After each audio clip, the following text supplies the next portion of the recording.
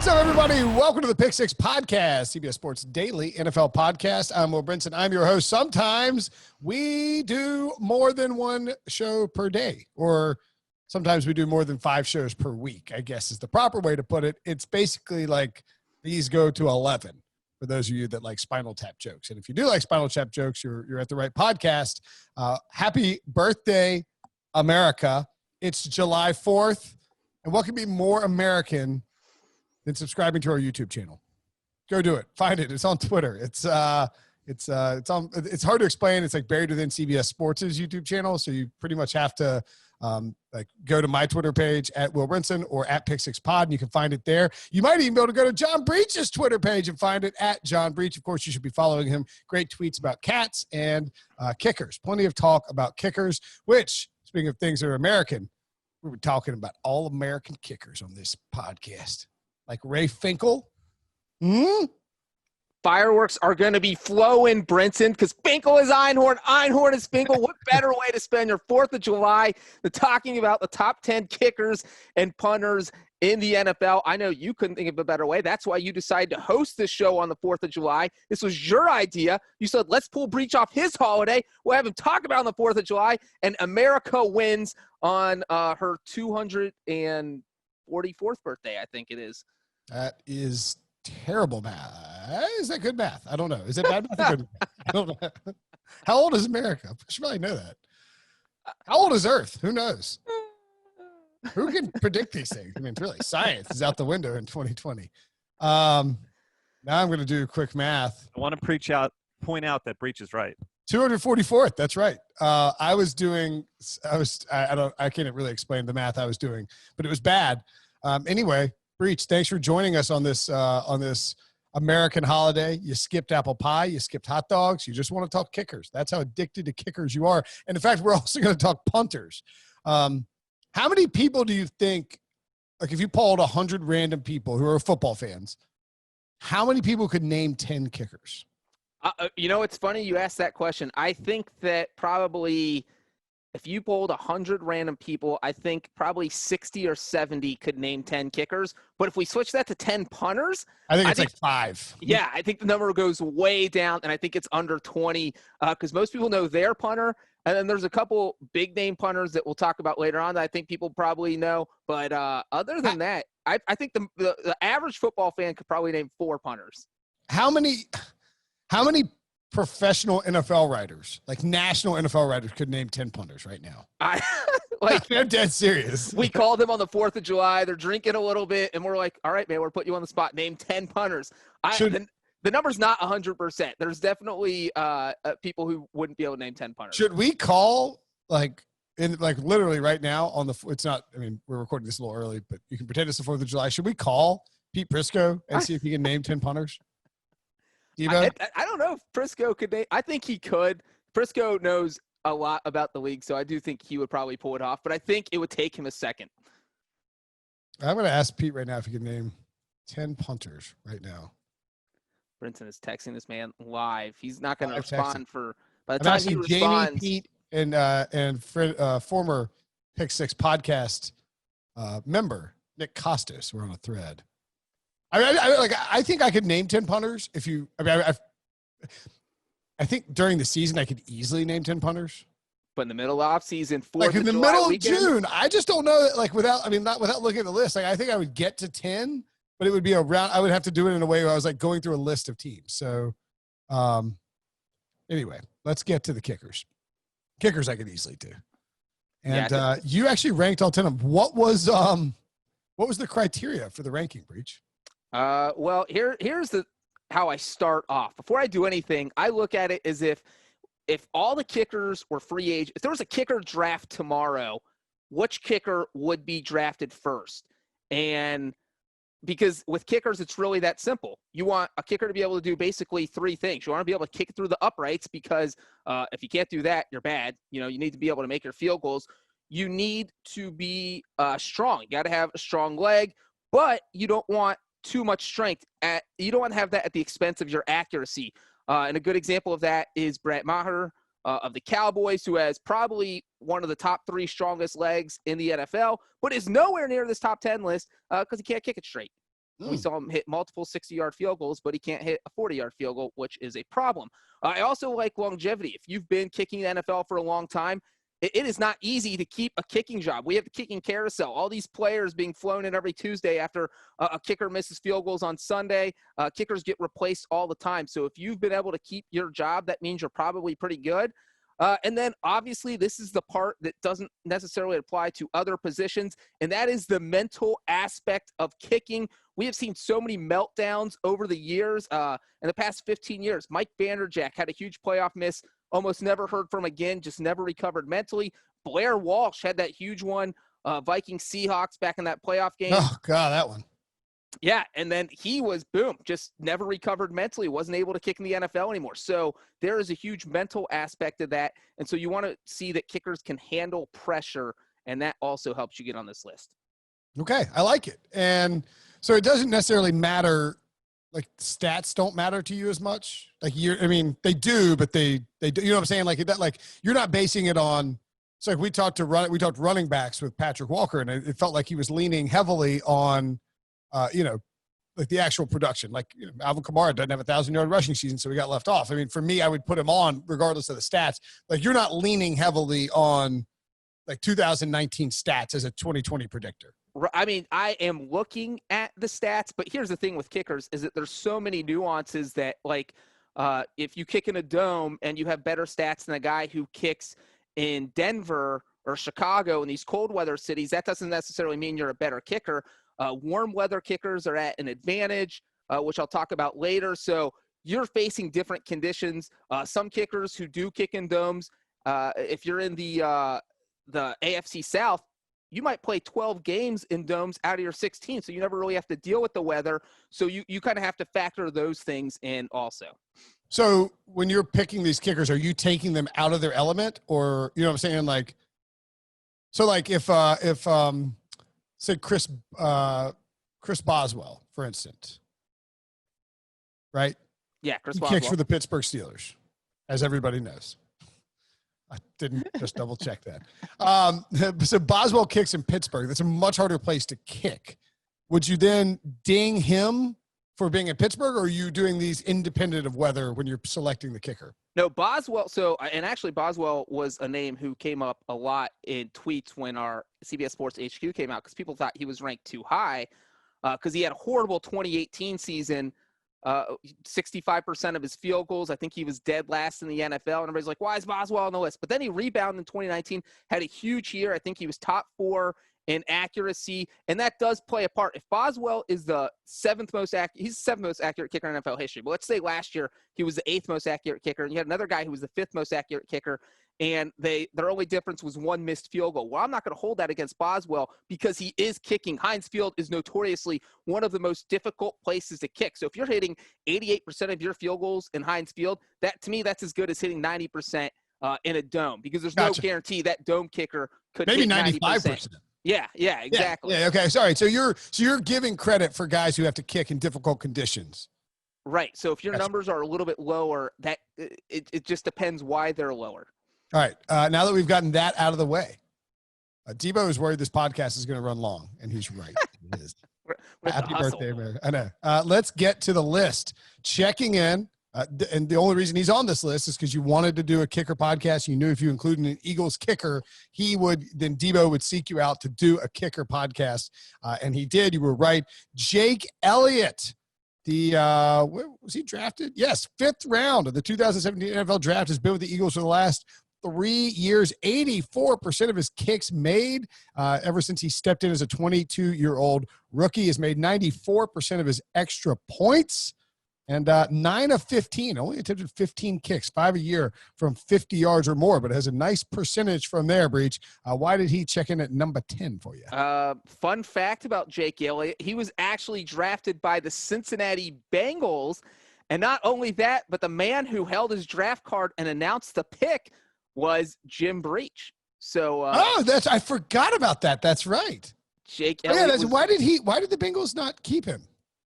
Because Brandon Bullock, he had a horrible training camp. So obviously it looks dumb now, but he struggled badly. And at the time it was the correct decision, even though it looks like a dumb decision now. But with kickers, if your guy is only making 50% in training camp, he's getting cut. Yeah, you can't roll in the season with when you don't know what you're getting. Yeah. But then in his rookie year, like his third game, he had a 61-yard field goal against the Giants, and then everybody laughed at the Bengals. But that's neither here nor there. Hey, Obviously, Debo, what you'll remember this because I remember something. Did somebody get hurt, or did the Eagles have to cut somebody? Caleb Sturgis. Yes. Roster that Super Bowl season, and then Jake Elliott took over. But Elliott played the whole season, right? Yeah, because it was like Breech said that week 3 he came in for that monster field goal against the Giants. Sturgis buried it. Yeah, buried it. But they thought Sturgis was around because Jake Elliott didn't sign until after the Bengals cut him. So it was really, really late. It was just before the start of the season. So I think Sturgis played one game. No, he got hurt. Okay. So Yeah. Okay, Caleb Sturgis suffered a quad strain in his plant leg, although Les Bowen reports it's a hip flexor. This is a bleeding green nation, and was going to miss several weeks. As a result, they tested out kickers, brought in Elliott. Elliott made that huge field goal against the Giants and has never looked back. And again, that's why kicker lists are fickle, right, Breech? That is, look, if you're a coach and you bring in your kicker, your rookie kicker, second game of his career, so second game he's ever played in the NFL, and he hits a 61-yarder, that's going to give you a long leash. You're not going to get rid of this guy if he does have some rookie struggles, and he did have those a little bit during his rookie season. There was a game where he missed multiple extra points against the 49ers, but you're the coach, you're saying, look, this guy hit a 61-yarder, he's making most of his field goals, we're going to keep him. And the one thing I like about Jake Elliott is that he has gotten better each season, and that's what you want to see from a kicker. His field goal percentage just continues to go up. His extra point percentage has gone up every single season. And Philadelphia, not an easy environment to kick in. And in the Super Bowl, he came up huge for the Eagles. He hit multiple field goals, and he is actually one of only 3 kickers in NFL history to hit multiple field goals of 40 yards or more in the Super Bowl. Only 3 kickers ever have done that: Jake Elliott, Garrett Hartley, and Jim Breech. And he actually doesn't get as much usage, I don't think, as a lot of kickers, because Doug Peterson's so aggressive about going for 2 and then going for it on 4th down. Like, you look at his numbers, he just didn't attempt a ton of them last year, 22 or 26, but a very nice 85% conversion rate as a kicker. All right, number 9, the man, the myth, the legend. Speaking of tough places to kick, Mason Crosby. Yeah, and Crosby is absolutely one of those. We always talk about how frozen tundra of Lambeau Field is such an advantage for the Packers, but like, it's not an advantage for the kicker. And this is why this is not a job any kicker in the NFL would want. But Mason Crosby has had it since 2007, which is kind of crazy. And he's had a couple years in there where he has struggled. 2017, he only hit 78.9% of his field goals. But when you're kicking in Green Bay as a coach, you understand you can't rip this guy out. You bring in another guy. There's no guarantee he's going to be better, especially kicking in that kind of weather. So the Packers stuck by him after those struggles in 2017. He had a decent 2018, then came through last year with the best season of his career. This guy is peak kicker. It's like, yeah. This is 35 years old. He's like, I'm going to make 91% of my kicks. Why not? So that came out of nowhere. And last year we saw him hit game-winning field goals. Lions fans, I'm sure you remember, he hit the Packers played the Lions twice, did not lead at all in either of those games with time on the clock. And Mason Crosby hit the field goals as time expired in 2 games against the Lions, winning both of those. So, yeah, based on where he kicks, came up clutch last year. He's number 9.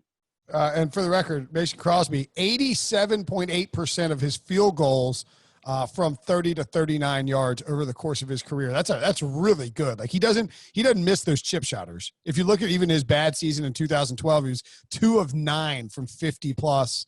He had that one weird year, like you point out, 2017. I think people were talking about like maybe cutting him in 2017. People were mad at him, and now he's really established himself as one of the better kickers in the league. Number 8, Matt Prater. Yeah, Lions fans felt like Prater should have been a little bit higher, but I think he came in a good spot. I was talking about 2 things you want: strength and accuracy. Prater is almost like a perfect combo of that. He's one of the strongest legged kickers in the NFL. He's probably top 3 strongest legs. He has the NFL record for longest field goal at 64 yards. He did that while he was playing for the Broncos. So we know he does have that super strong leg, and his accuracy seems to get a little bit better every single year. But he did have a slight down year in 2019, only 84% of his field goals. So that is why he is number 8. If he had hit 88 or 89, he probably would have been up a spot or two. But he does play in a dome where it should be a little bit easier to kick theoretically. But he did struggle a little bit in 2019. Fun fact, Matt Prater in 2013 led the NFL with 96.2% of his field goals made and kicked 75 extra points, made every single one of them. That was, of course, Peyton Manning had a big old year, 114 kickoffs. And then, it's weird, Breech. Then, he fell off a cliff the next year with Denver. Or did he got cut? I don't remember exactly what happened in 2013, but you almost wonder, did his leg get worn out? Yeah, trying to keep up with that Peyton Manning offense. Yeah, 114 kickoffs is a ton, and 75 extra points. That's a lot of wear and tear on the leg. All right, at number 7, Dan, the man, Bailey.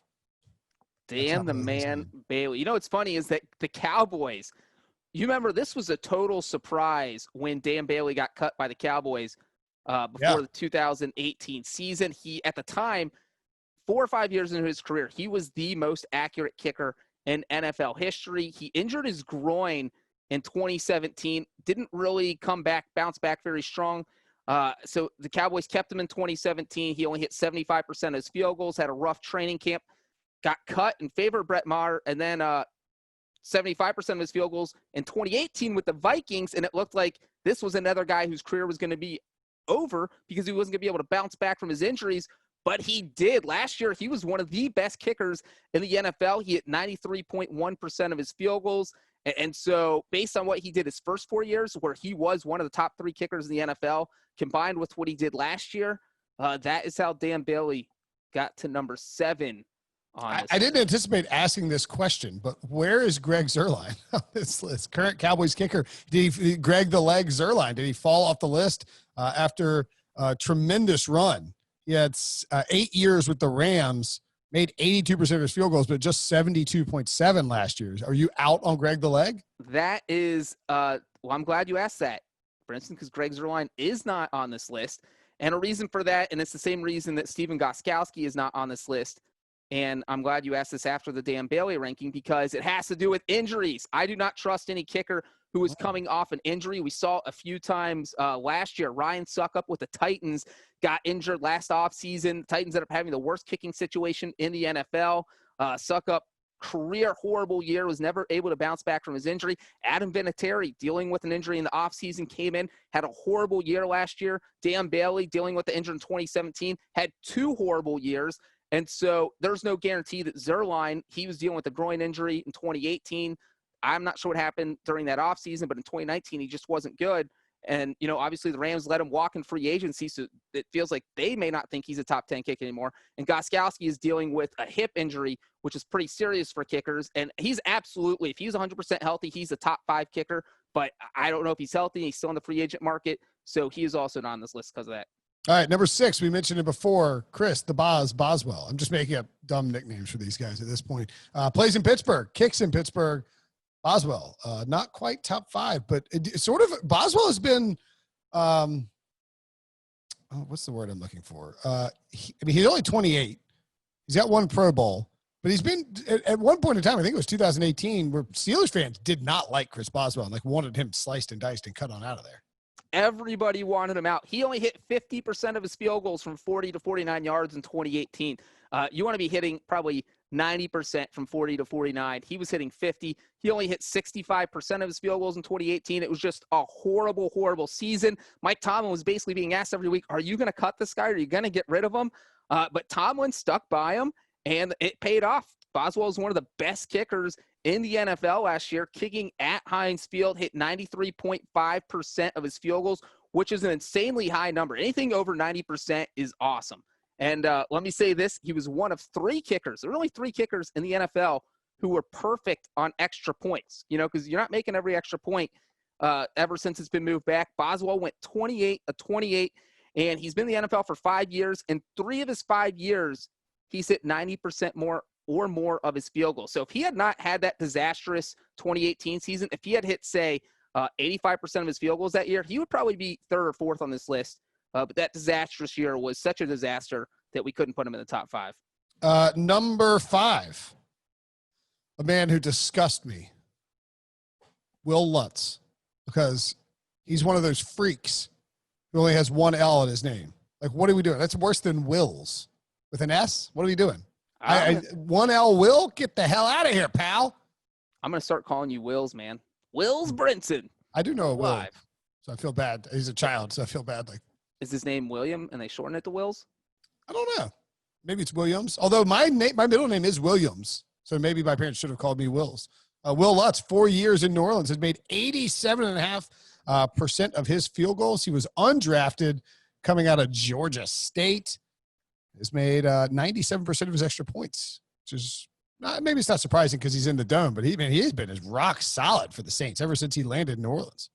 Yeah, Lutz has been fantastic during his time with the Saints, and I think that he was another one. I got a lot of feedback on Twitter. Well, why isn't Lutz in the top 3? He needs to be in the top 3.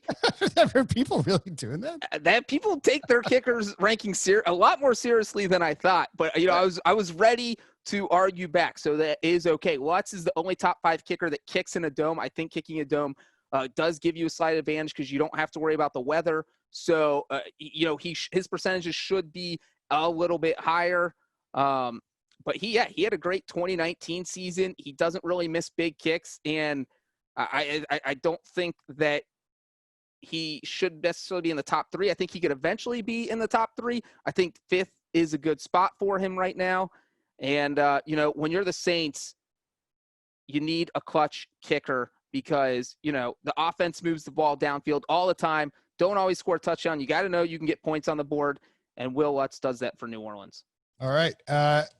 Top 4. Robbie, what do you say? I should be doing these in Chris Berman voice. Like, Robbie good as gold, or Robbie good as gold, or whatever he would say. Robbie Gould, number 4. Remember when he was really good for the Chicago Bears and they let him leave? I can't believe that. It was Sean. We need to have a podcast with Sean about that. He's probably still sad about. I know. Be like letting Sean leave. Nobody would do that. Don't get crazy, Brinson. Is he? If this is Saturday's show. Nope. Okay. Mailbag Monday. Mailbag.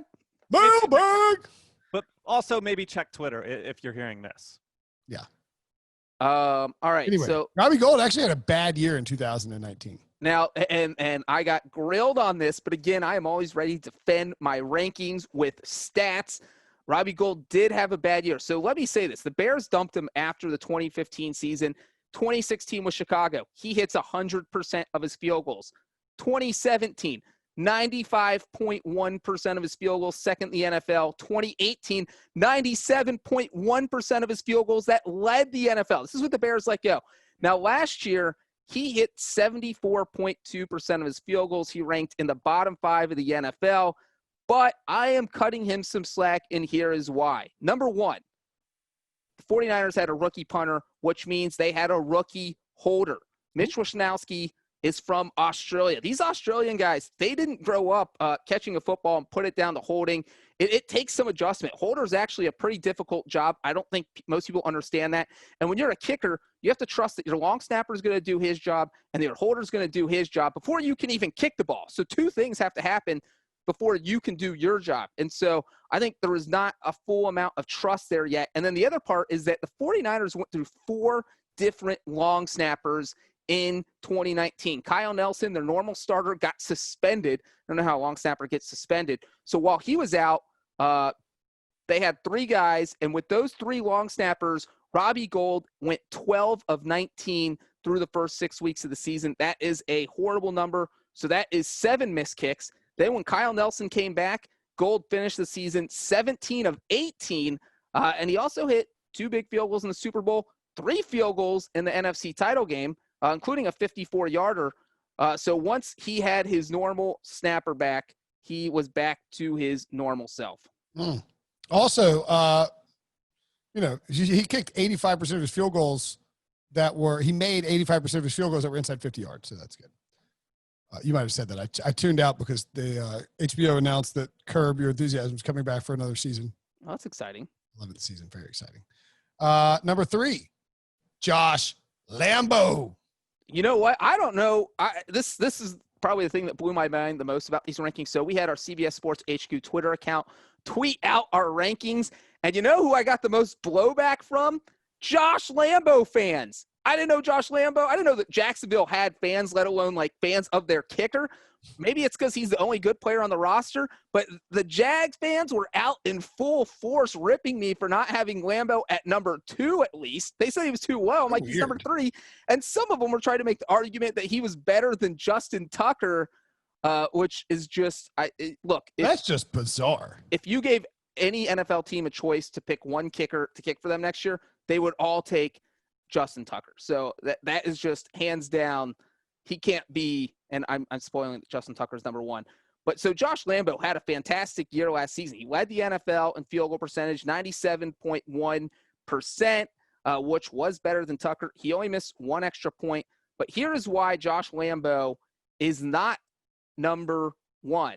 Look, he plays in better weather. He plays in warm weather Jacksonville. Tucker plays on the East Coast in Baltimore where it gets cold, it gets windy, it gets bad. Warm weather is easier to kick in. Somebody tried to tweet at me and tell me, oh, well, it's all humid and Josh Lambo kicks in way worse weather. It is easier to kick in warm weather. I think the confusion comes because you see these long field goals in Denver when it's cold, but that's because the air is thin and the ball travels further because they're at a mile high of elevation. Other than that, you take Denver out, cold weather is almost impossible to kick in. Warm weather is better because the air is less dense, so the ball floats further, and the football is more elastic, so it bounces off your foot more. You want to kick in warm weather. The other reason Lambeau is not ahead of Tucker or at number 1 is because he has less pressure on him. Look, the Ravens were 14-2 last year. Every single one of Tucker's field goals is big. When you're losing a game 21-3 and you have to come out and kick a field goal, there's no pressure.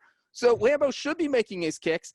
And then also, Lambeau in the past 3 years has 3 misses under 46 yards, which is kind of that line of demarcation where kickers need to be good from under 46. And teams will accept a little bit worse over 46. And Tucker only has 1 miss on his own. He had a couple blocked, but only 1 that he actually missed. So Josh Lambo, you are not number 1, but you are number 3, which I thought would appease Jaguars fans, but it did not. All right, since we know Justin Tucker is number 1, let's wrap up the kicker talk by pointing out that at number 2, Harrison Butker. At number 1, Justin Tucker. Harrison Butker is the only kicker I've ever interviewed. I interviewed him at the combine. How'd that go? It's really good. He went to Georgia Tech. Has a really I think he graduated with like a 3.9. He's very smart in engineering, and a good dude. Did he see right through the fact that you didn't know what you were talking about when it came to kicking? Oh, absolutely. Okay. Drafted by his Twitter handle is fantastic @buttkicker7. Drafted by the Panthers in the 7th round. The Panthers actually cut him. He's scooped up by the Chiefs. It might be because Cairo Santos got hurt. Is that right? Is that possible? Or Caleb Sturgis got hurt? Well, I want to say real quick, the Panthers were getting ripped for letting Butker go, but Graham Gano was he's been battling injuries now, so it looks dumb. But at the time, but Butker's on a rookie deal. How much was Graham Gano making at the time? They franchise tagged him. Yeah, that's like that was like $4 million then. The difference is so small. If you're talking about $3.5 million, where I have a proven kicker, this isn't like a quarterback I understand salary. with the Panthers' decision. Yeah, I'm fine with it. But like at some point, if you think you got a good kid who can kick like he can, you got to go make a move. And the Panthers did think that because they put him on the practice squad. Yeah, they tried to. And then he just got scooped out. And who got hurt for the Chiefs? Somebody got hurt for the Chiefs. Let's find out. Yeah, that is. You're going out of my 2017. I've already blocked out all the kicking stats from 2017 to move on to 2000. It was Cairo Santos. Poor Cairo. Cairo Santos got hurt, I think, and injury 2017. He did because he was 3 for 3 on the year, and you wouldn't get rid of a kicker. Yeah. Who's 3 for 3. He suffered a groin injury, and they had to go get Butker, and then they've rolled with Butker ever since because Butker came in and in 2017 made 90.5% of his field goals. 38 of 42 in 13 games for the Chiefs and made every single extra point. He was clutch for that team and has been awesome ever since. Yeah, and real quick, Cairo Santos, that groin injury. If there's 2 things you don't want to see a kicker injure, it is his groin because there's so much involved with your movement when you have a plant foot. You just don't want to have your groin injured. You don't want to have your hip injured. And if you're dealing with those 2 injuries, there's no guarantee you're going to make it back and be the kicker you were before. But yeah, Princeton Buckner came up huge. We saw him in the playoffs and the Super Bowl. He had 2 huge games. And against the Vikings, he scored almost all their points. And that was when Patrick Mahomes was out. If they don't win that game, all of a sudden they're playing the wild card round. The Patriots have that bye. So, Buckner came up huge a couple times for this team. And he also hit a 77-yard field goal during the offseason, not during a game.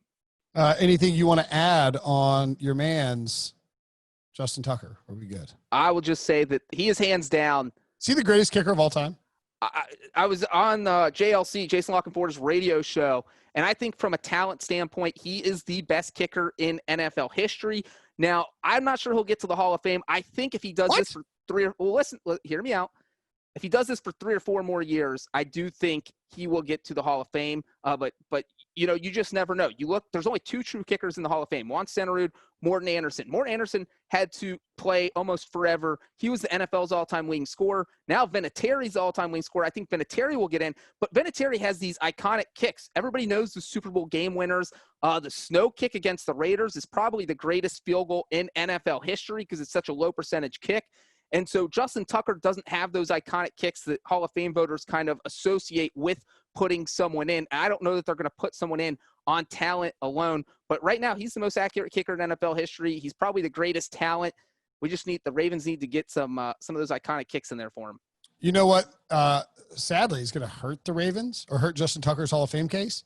John Harbaugh now going for it all the time on 4th down. Justin Tucker attempted just 29 field goals last season. He made 28, of course, but that is a career low for him, and just 1 field goal of 50-plus yards because instead of trotting Tucker out for these long field goals, they're going for it on 4th and short. Yeah, and to Brinson's point, when he attempted 29 field goals last year, that was the first time in 5 years that he had attempted under 30. Yeah. It was the first time ever. Yeah, first time in his ever. career. Yeah, first time ever. So, and 2018, he attempted 39. Yeah. So Harbaugh's gung-ho attitude is definitely going to hurt Tucker. Tucker's had 2 years where he led the NFL in field goal attempts in 2013 and 2015. But again, as Brent mentioned, because Harbaugh's saying, hey, we're going for it on 4th down, he's not getting those attempts anymore. So, and he had a career high and led the NFL, career highs in both extra points attempted and extra points made, and led the NFL in both those categories because the Ravens are so prolific at scoring and finishing off drives. But lower field goal percentage is probably going to hurt his Hall of Fame case. I bet he gets in eventually. Let's take a quick break. When we come back, we'll talk the top 10 punters in the NFL.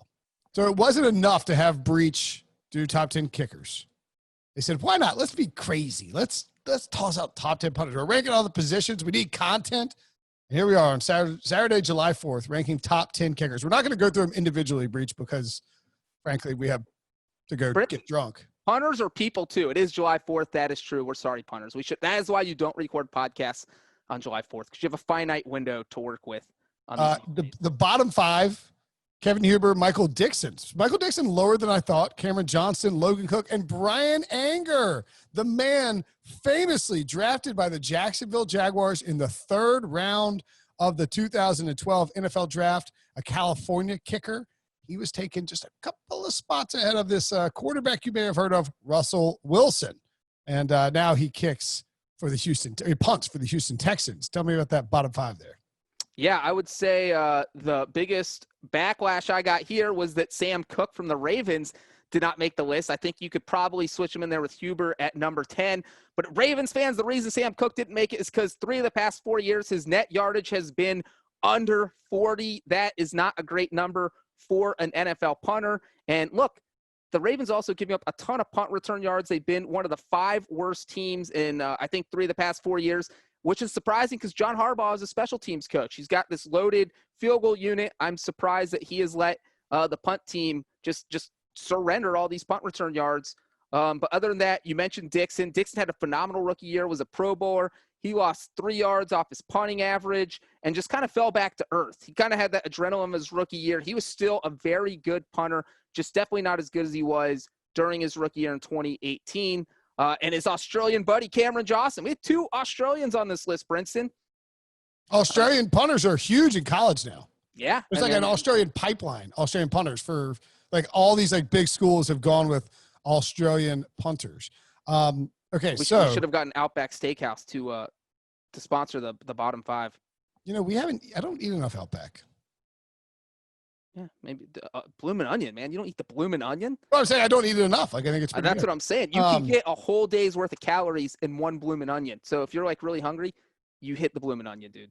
So in less than ideal news, my computer is completely frozen up on me, and is just not moving. So why don't you tell me about your top 5? All right, let's go with the top 5 here. Number 5, Brett Kern of the Tennessee Titans. Kern had a huge year. He was a big reason why the Titans were so good. That offense. Him and Derrick Henry, really. I mean, yeah, maybe Ryan Tannehill. We'll throw in Ryan Tannehill, but like the offense isn't the Chiefs' offense. They don't score on every drive, and so when you're not scoring every drive, your punter becomes a weapon. And Brett Kern placed 37 punts inside his opponent's 20-yard line. Only 2 punters had more than 35. He was one of them. And if you're a punter, that is the gold standard. If you can pin someone inside their 20, because that's better than a touchback, that's literally the best thing you can do because it makes your opponent's field long to score points. So Kern, probably Titans fans were not happy. He was another one that probably could have been ranked higher. If I did this over, I might have put him at 3 or 2. But he's definitely easily a top 5 punter in the NFL. Number 4, Andy Lee of the Cardinals. You know how bad the Cardinals have been for the past few years. Andy Lee gets so much action. Andy Lee acquired from the Panthers in a trade. Did they trade him? Am I wrong about that? He's been around forever. So I can't. He was with the Browns, and then the Panthers Dave Gettleman gave the Browns a 4th-round pick for Andy Lee. Well, he's been in the NFL since 2004. So it's like he's one guy can't keep his career. So he's been at the 49ers, the Browns, the Panthers, and the Cardinals. So he has been getting some serious action, even though he's traded for a 4th-round pick. That's insane. Well, that's why you do it. He's number 4, 4th best punter. Would you give up a 4th-round pick for the 4th best punter? No, but Dave Gettleman would. Well, Brinson, I would give up a 4th-round pick for the 4th best, being the 4th best at your position in the entire NFL. But yeah, he's 37 years old, and he's still banging out punts. He averaged 47.8 yards per punt, which was the 2nd highest number in the NFL. Another guy who's on this list because he gets a ton of action and comes through is Tress Way of the Redskins. I think my favorite reaction was Twitter. On Twitter, somebody's like, "Is Tress Way a real name, or are you just like fooling us to see if we can actually name punters?" Kind of Brinson's game here. Tress Way, obviously a real person. Is a real person. Is definitely a real person. He averaged 49.6 yards per punt last year. That was the 9th highest single season total in NFL history. And also, I talked about inside the 20 being important for a punter. The other thing you want is high net yardage. Your yards per punt doesn't mean anything if you don't have a good net yardage because maybe your team's getting a lot of return. Maybe you're out kicking your coverage. Tress Way, 44.1 net yards per punt, which ranked 3rd in the NFL.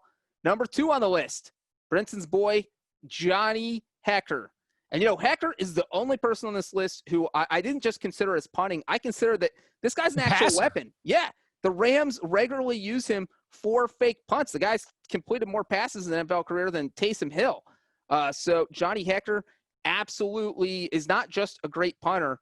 For his career, he's averaged 47 yards per punt, which is the 2nd highest career average in NFL history. He was 7th in the NFL in net yards last year, so he's had a solid career, and obviously he is a weapon. Number 1 on this list, Thomas Morstead of the Saints, who now follows Brinson on Twitter.